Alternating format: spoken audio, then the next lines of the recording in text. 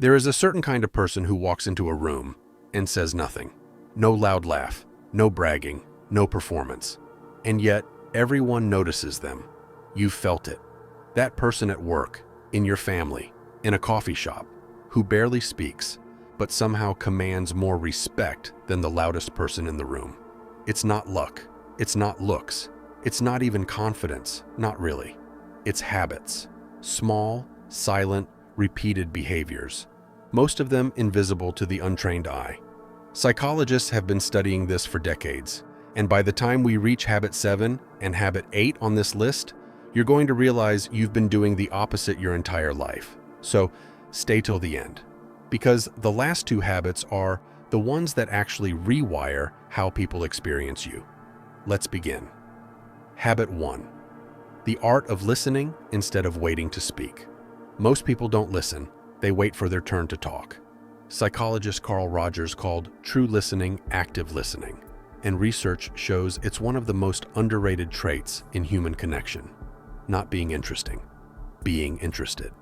When you ask a follow-up question instead of jumping in with your own story. When you let a sentence finish before you respond, something shifts in the other person. They feel seen. The Greek Stoic Epictetus said it simply, "We have 2 ears and 1 mouth, so we should listen more than we say." Silently attractive people don't perform conversation, they absorb it. Think about the last conversation you had. Were you actually listening or just reloading? Habit 2. Posture that speaks before you do. Before you say a single word, your body has already spoken. Social psychologist Amy Cuddy's research on posture found that simply standing tall, shoulders back, chin level, doesn't just make you look more confident, it changes your own hormone levels. Testosterone rises slightly. Cortisol, the stress hormone, drops. Slouched shoulders whisper, "I'm shrinking."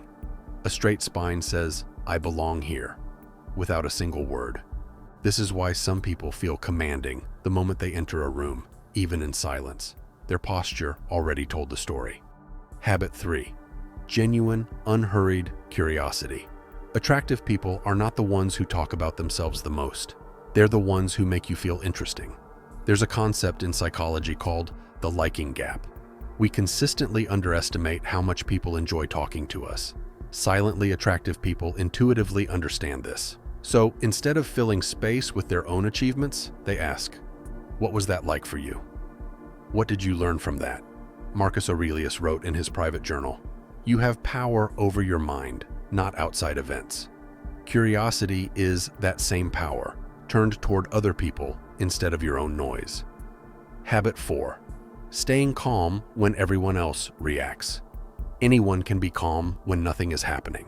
The rare trait is staying calm when everything is. This is called emotional regulation, and it's one of the strongest predictors of perceived leadership and attractiveness combined. A raised voice signals a loss of control. A steady one signals mastery. Viktor Frankl, who survived years in concentration camps, wrote, "Between stimulus and response, there is a space. In that space is our power to choose." People who master that space, that pause before reacting, become magnetic without even trying. Because in a world reacting instantly to everything, stillness is rare, and rare things are valuable. We're almost halfway.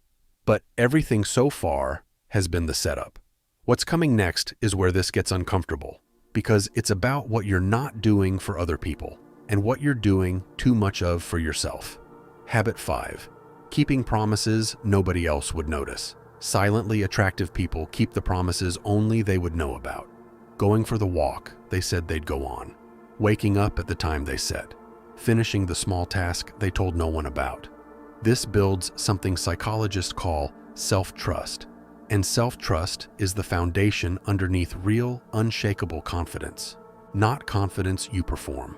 Confidence you have because you've proven to yourself quietly 100 times that your word means something.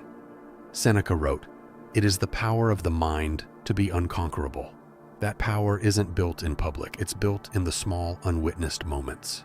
Habit 6. Warmth without effort.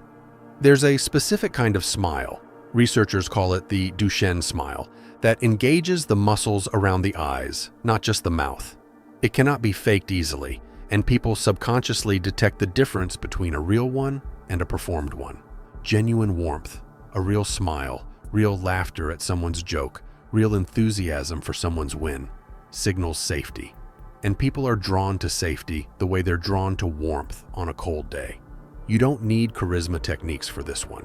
You need to actually mean it. If this is landing for you so far, a quick like helps this reach more people who need to hear it. Now, here's where it gets deeper. Habit 7. Comfort with silence. Here it is. Most people are terrified of silence.